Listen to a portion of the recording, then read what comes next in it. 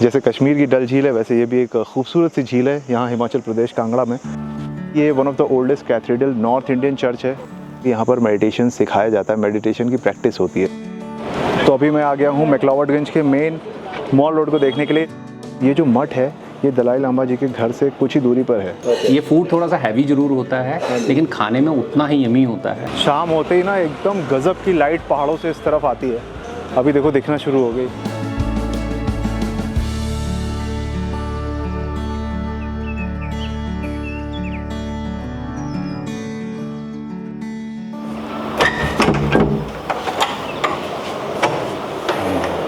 बाहर रख दीजिएगा प्लीज़।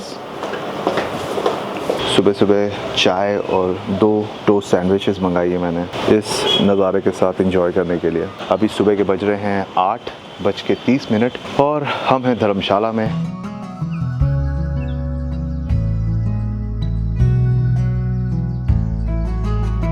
बाकी यहाँ से जो नज़ारे मिल रहे हैं ना भाई साहब अल्टीमेट, जितनी भी तारीफ़ की जाए कम है। एक्चुअली अभी तक जितनी भी जगह मैं रुका हूँ ना, मतलब पिछले 7-8 दिन में ऐसा वाला व्यू कहीं नहीं दिखा। मतलब जगह सारी अच्छी थी लेकिन ये जो है ना, मतलब इतना 360 पूरा ओपन व्यू, इतना पैनोरामिक, मतलब जिधर आंखें जा रही हैं वहाँ ओपन एरिया, खुला एरिया। यहाँ पर भी आपको धौलाधार माउंटेन रेंजेस देखने के लिए मिलती हैं जिसका पैनोरामिक व्यू आप यहाँ से एंजॉय कर सकते हैं। और यहाँ बार बार पता है लाइट भी ऐसी आ रही है, एकदम आसमान से लाइट उतरती है, धरती के अंदर चीर के घुस जाती है। मतलब इस तरह की चीज़ें देखने के लिए मिल रही हैं। कल शाम को जब मैं आया था तो सीधा सीधा रेनबो दिख रहा था, ऐसा लंबा लंबा। ये पहली बार देखा मैंने। मतलब सीनिक ब्यूटी तो अलग ही लेवल की है यहाँ पे। कल जहाँ पर हम गए थे ना, धर्मशाला stadium, Himachal Pradesh cricket association stadium, वो यहाँ से दिख रहा है सामने, एकदम छोटू सा। जूम करके दिखाता हूँ आपको तो सब समझ में आएगा शायद उस तरफ। कल हमने धर्मशाला को एक्सप्लोर कर लिया, अब हम एक्सप्लोर करेंगे मैक्लोडगंज को आज के दिन में। मैक्लोडगंज में देखने के लिए बहुत कुछ है, बहुत सारी मोनेस्ट्रीज़ हैं, ऊपर धर्मकोट है। इस जगह को बोला जाता है दलाई लामा का शहर, मतलब दलाई लामा यहीं पे आके बसे थे।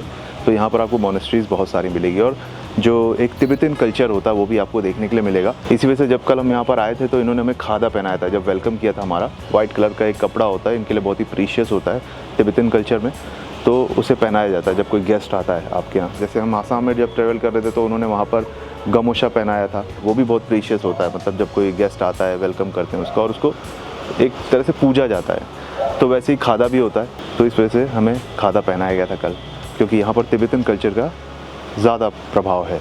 बाकी एक बार आओ, रूम दिखा देता हूँ अंदर से इस समय क्या हालत हो गई है। कल जब आपने देखा होगा तो कल ज़्यादा अच्छा दिख रहा होगा। तो ये है अपना रूम जहाँ पर मैं रुका था। बेड की हालत तो हो ही चुकी है सत्यानाश। इधर हमारा वर्क टेबल है, यहीं पे ट्रांसफ़र फुटेज वगैरह चल रहा था। इधर कॉफ़ी टेबल रखी हुई है, बैठो मीटिंग वगैरह करनी है तो करो। हमें मीटिंग करनी नहीं थी और वैसे भी हमें कॉफ़ी पीनी है, चाय पीनी तो हम यहाँ बैठ के पियेंगे, क्योंकि यहाँ से ये नज़ारा मिलता है आपको, है ना, ये ज़्यादा इम्पॉर्टेंट है।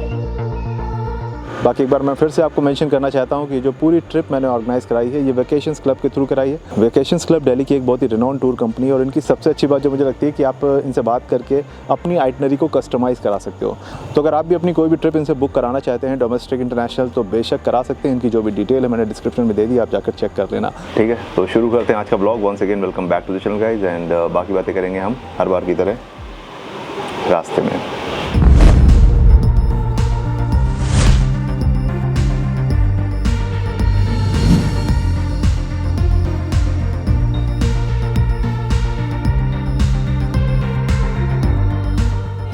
ये ले लिया हमने अपना ब्रेकफास्ट।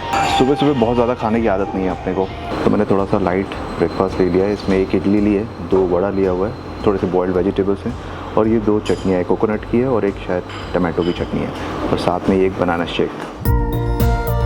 और बुफे भी काफ़ी कुछ है यहाँ पर, मतलब पूड़ी भाजी है, पोहा है, इडली है, सांभर है, पराठे हैं। तो ब्रेकफास्ट एंजॉय करता हूँ मैं और उसके बाद आपको ज्वाइन करता हूँ। हेलो एवरीवन, वीडियो के बीच में मैंने एक छोटा सा ब्रेक लिया है आपको एक बहुत ही इंपॉर्टेंट बात बताने के लिए।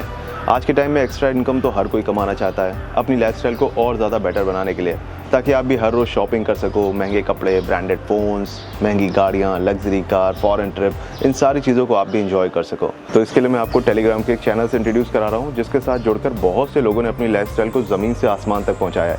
मतलब लिटरली लोग यहाँ पर ज़ीरो से हीरो बन गए हैं। जैसे कि ये भाई साहब जो पहले बहुत ही ज़्यादा गरीबी में जी रहे थे, लेकिन अब ये महंगी लग्जरी कार्स में घूमते हैं, फॉरेन ट्रिप्स करते हैं, ब्रांडेड कपड़े पहनते हैं। यहाँ पर आपको अपनी लाइफस्टाइल को बदलने का मौका मिल रहा है।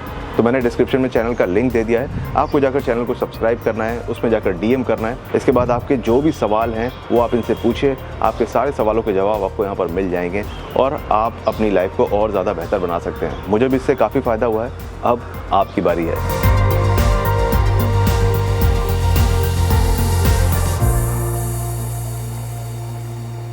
तो अभी 11:30 हो रहे हैं और हम आ गए हैं सबसे पहले धर्मशाला से कुछ 5 किलोमीटर की दूरी पर इस झील को देखने, जिसका नाम है डल झील।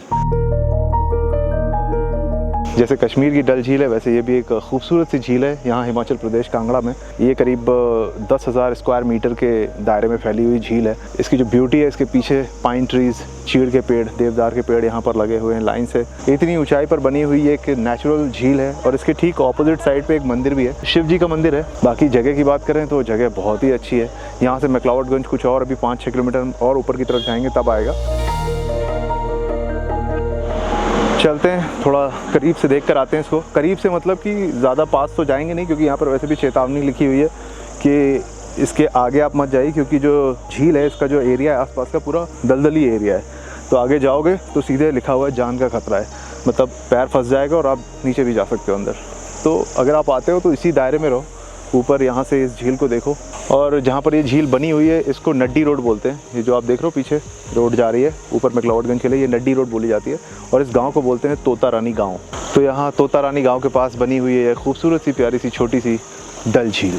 बाकी यहाँ का जो मौसम है वो 15-17 डिग्री के आसपास होगा, बहुत ही प्लेजेंट वेदर है, हल्की हल्की ठंड लग रही है। तो अगर आप ऐसे सीज़न में आते हो तो भाई इस झील के किनारे किनारे वॉक करो, बहुत अच्छा लगेगा।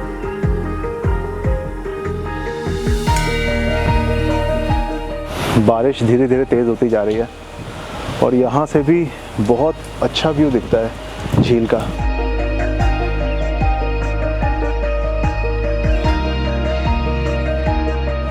तो अभी हमने दर्शन कर लिए हैं शिव जी के। ये जो मंदिर है इसका नाम है दुर्वेश्वर महादेव मंदिर। इसकी कहानी कुछ ऐसी है कि यहाँ पर जो दुर्वासा ऋषि थे उन्होंने आकर भगवान शिव की आराधना करी थी, उनकी पूजा करी थी। तो ये एक उसकी पौराणिक कहानी है, धार्मिक कहानी है। इस वजह से ये मंदिर फेमस है और बहुत ही पुराना मंदिर है, प्राचीन मंदिर है। अंदर जाएंगे तो आपको एक स्वयंभू शिवलिंग देखने के लिए मिलेगा, बहुत ही पुराने खुद से प्रकट हुए शिवलिंग है और शिव जी और पार्वती जी की मूर्ति है वहाँ पर। बहुत ही प्यारा सा खूबसूरत सा मंदिर है, चारों तरफ बड़े बड़े पाइन ट्रीज़ हैं और यहाँ से जो झील का व्यू है वो बहुत ही अच्छा दिखता है, मतलब बहुत ज़्यादा डायनेमिक दिखता है, क्योंकि आप थोड़ा सा ऊपर आ जाते हैं यहाँ से। और अब यहाँ पर ठंड बढ़ने लगी, क्योंकि बारिश अभी होने लगी थी और उसके बाद हवा बहुत ज़ोर से चल रही है। तो मैं तो खाली यही शर्ट पहन के आ गया, मुझे लगा 2-3 दिन से घूम रहा हूँ, इतनी खास तो ठंड पड़ नहीं रही है, लेकिन भाई ठंड लग रही है अभी। ऐसा ना हो टोटल वापस जाके जैकेट वैकेट लानी पड़े। अभी तो हमें और आगे जाना है। चलो, काफ़ी देर हमने यहाँ पर बिता लिया, 1 घंटे से ऊपर मैं यहाँ पर रुका। काफ़ी देर मंदिर में बैठा, झील के पास थोड़ा टाइम पास कर रहा था, पिक्चर्स वगैरह क्लिक करे। यहाँ से पीछे व्यास नदी का भी व्यू आता है। अभी तो काफ़ी धुंध हो गए बारिश की वजह से, पर बहुत हल्का हल्का यहाँ से व्यास नदी का व्यू भी देख पा रहा हूँ मैं। अब यहाँ से चलते हैं आगे।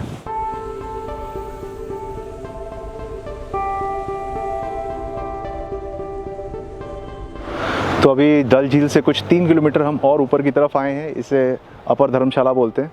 और यहाँ पर हम देखने आए हैं church of Saint John's in the wilderness church को।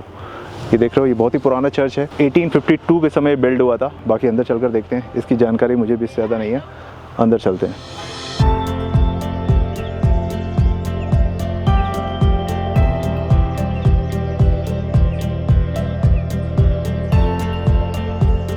तो अभी मैं चर्च के ठीक पीछे आ गया हूँ, ये पीछे का पार्ट है चर्च का।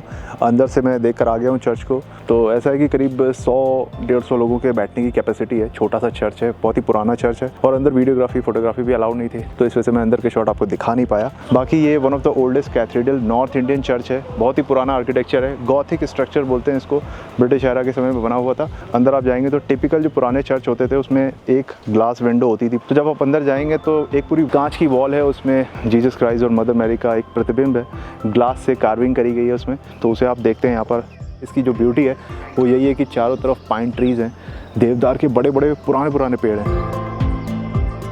अगर आप यहाँ पर आते हो तो ये लोकेशन वीडियोग्राफी फ़ोटोग्राफी करने के लिए बहुत ही सही है, बाहर से, अंदर नहीं कर सकते। बाकी आप लोग यहाँ के नज़ारे लो और मैं मिलता हूँ आपसे रास्ते में।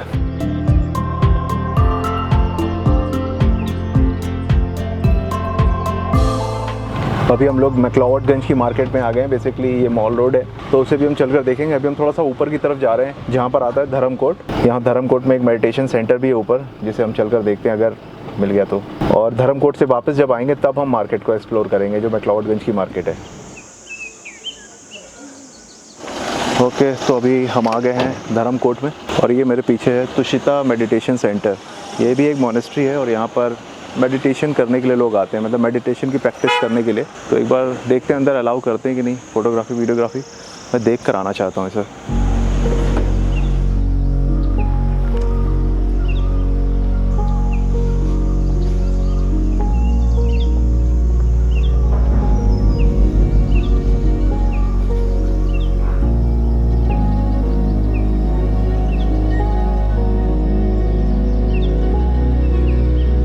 मैं अंदर विज़िट करके आ गया। मैं अभी इनके ऑफिस में बैठा था, पूरी इन्फॉर्मेशन लेकर आया। तो वहाँ पर एक लेडी मॉन्क थी, उन्होंने मुझको बताया, उनका नाम डिकी था। तो बेसिकली यहाँ पर मेडिटेशन सिखाया जाता है, मेडिटेशन की प्रैक्टिस होती है। इनके बहुत सारे अलग अलग कोर्सेज़ हैं।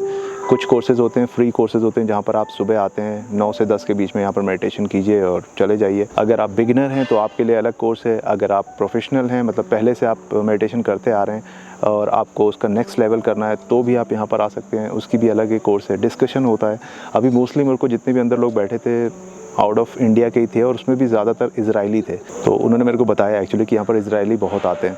इनका जो सबसे फेमस कोर्स है वो है इंट्रोडक्शन ऑफ बुद्धिज़्म, जो सबसे ज़्यादा लोग करने आते हैं यहाँ पर। 10 दिन का कोर्स होता है, उसके लिए आपको यहाँ पर ही रहना होता है। काइंड ऑफ विपाशना में ऐसा होता है कि आपको बिल्कुल मौन रहना पड़ता है, शांत रहना पड़ता है। बट यहाँ पर आप डिस्कशन भी कर सकते हो। बीच बीच में जो ब्रेक्स होते हैं वहाँ पर आप बाहर बैठते हो, सब साथ में बैठते हैं, डिस्कशन करते हैं। इसके अलावा इनके बहुत सारे छोटे छोटे शॉर्ट कोर्सेज़ भी हैं। मैं स्क्रीनशॉट लेकर आया था, आपको बताता हूँ। जैसे less desire less pain, the art of satisfaction. इसके अलावा शमथा एक कोर्स है, building inner strength, Samatha and Vipassana, daily guided meditation. ये सुबह 9 बजे से 10 बजे के बीच में होता है। इसमें कोई भी आ सकता है। आप कहीं पे भी रह रहे हो आसपास, नीचे धर्मकोट में, धर्मशाला में, अगर आप यहाँ पर आ सकते हैं तो 1 घंटे के लिए आइए, मेडिटेशन कीजिए। अगर आप कुछ सीखते हैं तो अच्छी बात है, और उसके बाद जहाँ पर भी आपको रहना है वहाँ रहिए। तुषिता मेडिटेशन सेंटर के नाम से इनकी वेबसाइट है, जहाँ पर जाकर आप एनरोल कर सकते हैं। बाकी अगर अकोमोडेशन की बात करें, अगर आप 10 दिन वाला कोर्स लेते हैं तो आपको यहाँ पर रहना पड़ेगा। 8,600 से लेकर 13,000 के बीच में यहाँ पर रूम्स अवेलेबल होते हैं। फूड वगैरह जो भी होता है वो सब कुछ सेम होता है। जो आपको मिलेगा 8,000 में, वही 13,000 वाले को भी मिलेगा। सिर्फ अकोमोडेशन का फ़र्क होता है। मतलब जो 13,000 वाला होगा वो थोड़ा बेटर होगा, रूम स्पेशियस होगा, मे बी थोड़ा और बड़ा बेड लगा होगा, ऐसा कुछ होगा। वो मैंने देखा नहीं अंदर, ठीक है। बाकी अगर लोकेशन की बात करें तो लोकेशन बहुत ही ब्यूटीफुल है। चारों तरफ पाइन फॉरेस्ट है, पाइन फॉरेस्ट के बीच में ये मेडिटेशन सेंटर बना हुआ है। क्लाइमेट भी अच्छा ही रहता है यहाँ का। तो ये इन्फॉर्मेशन है यहाँ की, मुझे लगा कि चलो यहाँ तक आए तो थोड़ी इन्फॉर्मेशन मैं भी ले लूँ और आपके साथ शेयर कर दूँ। फिलहाल अभी यहाँ से निकलते हैं, फिर मार्केट पहुँच के आपको ज्वाइन करता हूँ।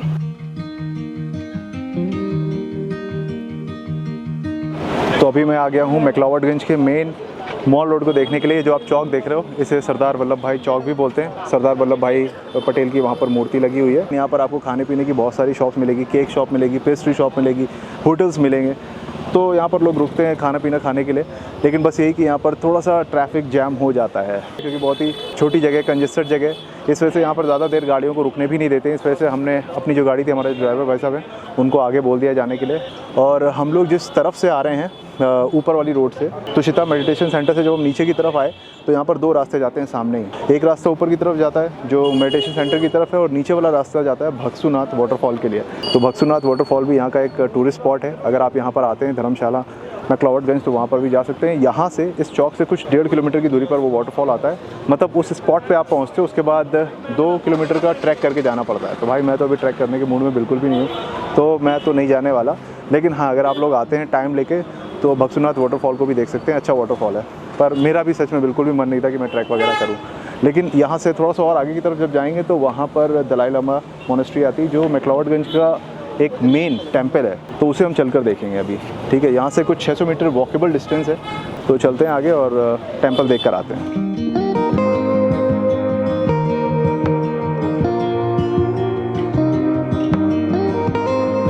दलाई लामा टेम्पल से कुछ 100 मीटर पहले यहाँ पर पीछे आपको रोपवे भी दिखता है। इसे बोलते हैं धर्मशाला स्काई वे। यहाँ से केबल कार चलती है धर्मशाला के लिए और धर्मशाला से मैक्लोडगंज के लिए। तो अभी मैं अंदर गया था इसकी इन्फॉर्मेशन लेने के लिए। इसके अगर टिकट की बात करूँ तो इसका 700 रुपये का टिकट आता है आने जाने का। एक दिन में आप उसे यूज़ कर सकते हैं।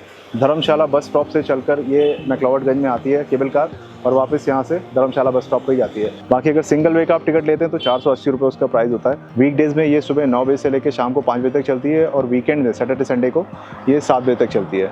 अभी फ़िलहाल मैं इसे यूज़ नहीं करने वाला हूँ क्योंकि हमारे ड्राइवर भाई साहब आगे ही खड़े हुए हैं। यहाँ से 100 मीटर की दूरी पर मंदिर है, वहीं पे कहीं उन्होंने गाड़ी लगाई हुई है। लेकिन अगर आप आते हैं तो एक अच्छी एक्टिविटी है, एक अच्छी टूरिस्ट एक्टिविटी है। अगर आप धर्मशाला से मैक्लोडगंज तक आना चाहते हैं तो केबल कार से भी आ सकते हैं।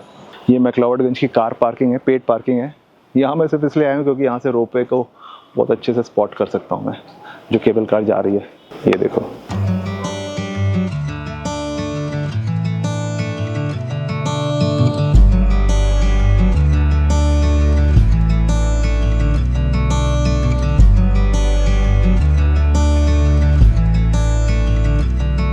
तो अभी मैं दलाई लामा टेम्पल के अंदर आ गया हूँ। दर्शन मैंने कर लिए हैं। सबसे पहले आते मैंने अंदर जाकर दर्शन करे और जितनी भी चीज़ें थी यहाँ पर जो कुछ भी उसे देख लिया ताकि मैं समझ पाऊँ और फिर आपको बता पाऊँ। तो ये है दलाई लामा टेम्पल। इसे त्युक्सुग लखांग टेम्पल भी कहा जाता है और ऐसा कहा जाता है कि दलाई लामा का जो घर है वो धर्मशाला में ही है। तो ये जो मठ है ये दलाई लामा जी के घर से कुछ ही दूरी पर है। यहाँ पर उनकी बहुत सारी सभाएं हुई हैं और अभी भी होती रहती हैं, तो वो यहाँ पर आते रहते हैं। बाकी अगर मंदिर के अंदर आप जाते हैं तो मंदिर के अंदर आपको सबसे पहले तो बहुत ही बड़ा एक प्रीमाइसेस मिलेगा, एक बहुत ही प्यारा सा हॉल मिलेगा वुडन स्ट्रक्चर का, जिसमें लोग बैठकर चैंटिंग करते हैं, मेडिटेशन करते हैं। और सामने गौतम बुद्ध की बहुत ही बड़ी सी, बहुत ही खूबसूरत सी मूर्ति लगी हुई है जिन्होंने पीले रंग का वस्त्र धारण किया हुआ है। और उसके ठीक बगल में गुरु पद्म संभव जी की एक बड़ी सी मूर्ति लगी हुई है। गुरु पद्म संभव के बारे में आपको पता होगा, खासतौर से उनको जिन्होंने बहुत सारी मॉनेस्ट्रीज में विजिट किया है। वो बहुत बड़े बौद्ध गुरु थे। भारत में भी उनका बहुत अच्छा खासा नाम था। 8वीं शताब्दी में वो तिब्बत गए थे और वही वो गुरु थे जो सबसे पहले तंत्र विद्या को बौद्धिज़्म में लेकर आए थे और उन्होंने तंत्र पूजा करना शुरू किया और लोगों को तंत्र पूजा के बारे में पढ़ाना शुरू किया। ये सारी इन्फॉर्मेशन मुझे अंदर मंदिर से मिली है जो मैं आपको बता रहा हूँ। बाकी ये प्रीमाइसेस बहुत ही बड़ा है और बहुत ही खूबसूरत है। इस मंदिर के अलावा यहाँ पर आपको चैंटिंग हॉल भी बड़े बड़े देखने के लिए मिलेंगे। बाहर जाएंगे तो बहुत सारे कैफ़े भी हैं, बुक शॉप हैं, जहाँ से आप अगर बौद्धिज़्म पढ़ना पसंद करते हैं तो उन किताबों को भी ले सकते हैं। बाकी आप जो मेरे पीछे देख रहे हो यही मेन मंदिर है, मुख्य मंदिर है, जिसके अंदर लोग दर्शन करने जाते हैं और दर्शन करने के बाद इसकी पूरी परिक्रमा करते हैं। इसके अलावा मंदिर के चारों तरफ यहाँ पर प्रेयर व्हील्स भी लगे हुए। बौद्धिज़्म में एक मंत्र है ओम मणि पद्मे होम। लोग उसकी चैंटिंग करते हैं जब भी किसी मॉनेस्ट्री में आते हैं या मंदिर में आते हैं, मठ में आते हैं। तो ऐसा कहते हैं कि अगर आपने एक बार उस व्हील को घुमा लिया तो ओम मणि पद्मे होम जो इनका मुख्य मंत्र है उसको आपने 1 लाख बार पढ़ लिया। तो इस वजह से बहुत ही ज़्यादा प्रीशियस है। वो व्हील को बहुत पवित्र माना जाता है और लोग उसे जब भी मठ में आते हैं, मंदिर में आते हैं या मॉनेस्ट्रीज में आते हैं तो उसे घुमाते हैं। बाकी अगर सीनिक ब्यूटी की बात करूं तो आप देखो मेरे सामने पूरा माउंटेन वैली है सामने और इसके पीछे और बड़े वाले पहाड़ हैं जिन पर बर्फ़ गिरती है तो बहुत ही खूबसूरत लगती है ये जगह। ये भी धौलाधार माउंटेन रेंजेस हैं जिसे यहाँ से बहुत ही साफ़ तरीके से देखा जा सकता है और अभी मौसम बहुत साफ़ है। सारे पहाड़, सारे माउंटेन रेंजेस सुबह से बहुत साफ़ दिख रही हैं।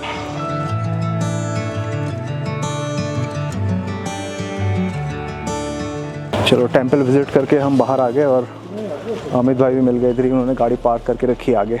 और टेंपल से जैसे आप बाहर निकलते हैं तो सामने एक तिब्बत मार्केट भी है, रिफ्यूजी तिब्बत मार्केट बोलते हैं उसको। बहुत छोटा सा मार्केट है तो वहाँ पर तिब्बतन गर्म कपड़े वगैरह मिल जाते हैं। जब मैं अंदर जा रहा था तभी मैंने विज़िट किया था। हाथ के बनाए हुए हैंडमेड ऊन के कपड़े वो सब मिलते हैं वहाँ पे, तो विज़िट कर सकते हो अगर आप चाहो तो।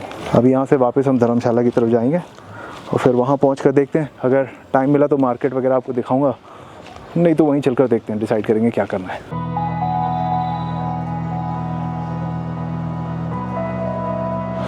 शाम के 6:30 हो रहे हैं और मैक्लोडगंज से नीचे आ गया हूँ मैं धर्मशाला। पीछे जो चौक था वहीं से आगे जाके अपना होटल है। ये वाला मार्केट जो है वो मैक्लोडगंज से ज़्यादा बड़ा है, हालांकि ये भी बहुत कंजेस्टेड है। इस वाले मार्केट में तो आपको शॉप भी बहुत सारी मिल जाएंगी, कैफ़े वगैरह यहाँ पर भी हैं, होटल, रेस्टोरेंट। लेकिन जो टूरिस्ट वाली वाइब है ना वो आपको मैक्लोडगंज में ही मिलेगी। ऊपर जाओगे तो यहाँ पे लोकल लोग आपको ज़्यादा दिखेंगे, ऊपर टूरिस्ट ज़्यादा दिखेंगे। कल जब मैं आया था ना तो यहाँ पर शाम होते ही ना एकदम गज़ब की लाइट पहाड़ों से इस तरफ आती है। अभी देखो दिखना शुरू हो गई। जल्दी से चलते हैं अपने होटल पे या फिर कार पार्किंग के पास, वहाँ से बहुत अच्छा व्यू आता है।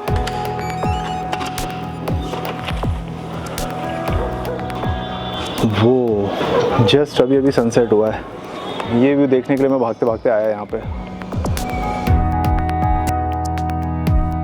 भाई कल भी मैंने देखा था, बहुत ही अमेजिंग दिखता है यार। एक अलग ही लाल रंग की एकदम लेयर आ जाती है आसमान में, ब्यूटीफुल।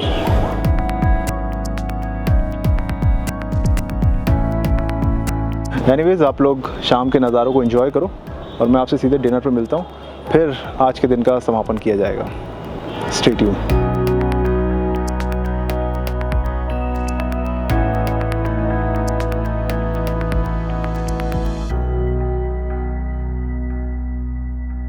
ओके, तो अभी 9:30 हो रहे हैं रात के और अभी मैं होटल के रेस्टोरेंट में आ गया हूँ। यहाँ पर हमने आज मंगाया है authentic Himachali food.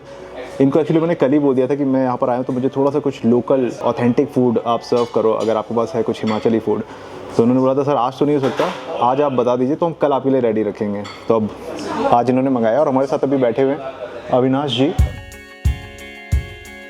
Actually sir के लिए जो हमने आज फूड रेडी करवाया है that is Himachali traditional food, जिसको बोलते हैं कांगड़ी धाम। ये जो कुक होता है ओनली कर्ड में कुक होता है। अच्छा, कर्ड में कुक होता है, इसमें कोई ऑनियन नहीं होता है, कोई गार्लिक नहीं होता है। Okay, that is the USP of the this food. ये फूड थोड़ा सा हैवी जरूर होता है लेकिन खाने में उतना ही यमी होता है ओके, कि मज़ा आ जाएगा। कांगड़ी धाम बोलते हैं। कांगड़ी धाम बोलते हैं इसको। अच्छा जी। ये है ब्लैक चने का खट्टा। ओके, ये खट्टा होता है, खाने में खट्टा होगा ये। ग्रेट। ये है मटर पनीर का मद्रा। ये है राजमा का मद्रा। अगेन जिसमें मद्रा वर्ड आ गया वो कुक होगा आपका कर्ड से। और ये जो है वाइट चने का मद्रा। वाइट चने का मद्रा। हाँ, ये हमने जो सर्व करे हैं सर को 3 टाइप के मदरे सर्व करे हैं। एक्चुअली अगर मैं सर्व करना चाहता तो कम से कम भी 7 से 8 आइटमें होनी थी यहाँ पे। Thank you so much. तो ये मुझे अभी नया कुछ पता चला कि मद्रा जहाँ पर आ जाता है वो कर्ड से प्रिपेयर किया जाता है। कर्ड से कुक होता है। चने का खट्टा। ये खाने में थोड़ा सा खट्टा होगा। अच्छा, इस वजह से इसको खट्टा बोलते हैं, जो कि ब्लैक चने का। अच्छा जी, ब्लैक चने का है, चने का खट्टा। और इसे सर्व किया गया राइस के साथ।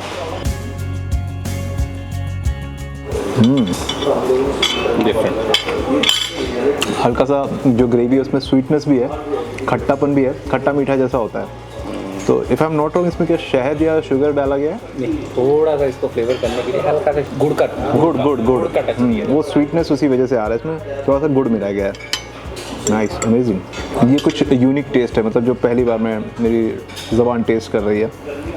ऐसा फूड मैंने पहले कभी नहीं खाया, बट इंटरेस्टिंग है, बहुत ही इंटरेस्टिंग है। वो खट्टा मीठा फ्लेवर ही इसकी यूएसपी है। Yes, very nice.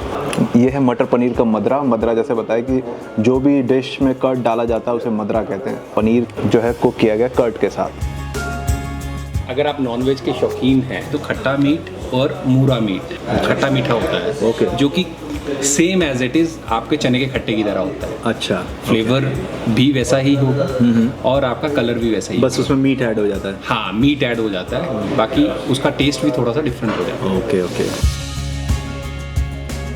बातों बातों में हम भूल गए कि हमारे पास 2 डिशेज़ और बची हुई हैं। राजमा, वैसे भी जो राजमा की ग्रेवी होती है हमेशा थिक होती है और इसमें भी थोड़ा सा थिकनेस आ गई है बिकॉज ऑफ दही, कर्ड की वजह से। आमतौर पर जो हम लोग राजमा खाते हैं उस टेस्ट से थोड़ा सा डिफरेंट है ये। तो ये एक ऐसी चीज़ है कि हाँ, ट्राई तो करनी चाहिए। अगर आप हिमाचल घूम रहे हैं, कुछ ट्रेडिशनल ट्राई करना चाहते हैं तो बिल्कुल मुझे लगता है कांगड़ी धाम एक ऐसी चीज़ है कि आप बहुत सारी चीज़ें एक ही बार में ट्राई कर सकते हैं फूड में। और प्लेट में एक कॉर्नर बचा हुआ है बिकॉज अभी हमारे पास एक लास्ट मील बचा हुआ है। तो यहाँ पर हम ले लेते हैं वाइट चने का मद्रा थोड़ा सा। जैसे हमने खट्टा चना भी खाया था शुरुआत में, ये वैसा कुछ ही है। मतलब इसका जो टेस्ट है इसमें भी हल्का सा स्वीटनेस है। जो इसमें मसाले डाले गए वो भी बहुत ऑथेंटिक है, तो एक उसका डिफरेंट फ्रेगनेंस भी आता है आपको साथ साथ खाने के। तो ये भी एक यूएसपी है इस फूड की। Thank you so much sir, इतनी इन्फॉर्मेशन देने के लिए और इतना टेस्टी फूड सर्व करने के लिए। Thank you so much, really. तो ये थे अविनाश जी जो होटल इनक्लोव के जीएम हैं। और इन्होंने स्पेशली हमारे लिए टाइम निकाला, हमसे बात करी और ये फूड हमारे लिए प्रिपेयर कराया, उसके लिए थैंक यू सो मच पूरी होटल की टीम को और सर को। सो आज के लिए इतना काफ़ी है। अगर आज का वीडियो आपको अच्छा लगा तो आपको पता है क्या करना है, इस वीडियो को लाइक करना, शेयर करना, कमेंट करके बताना ये वाला वीडियो कैसा लगा। चैनल पर पहली बार आ रहे हो, वीडियोस अच्छे लगते हैं तो सपोर्ट करो, सब्सक्राइब बटन को दबा कर जाओ। So enough for the day, thank you so much for watching this video. This is Prashant signing off, see you soon in the next vlog, bye bye, take care, love you all.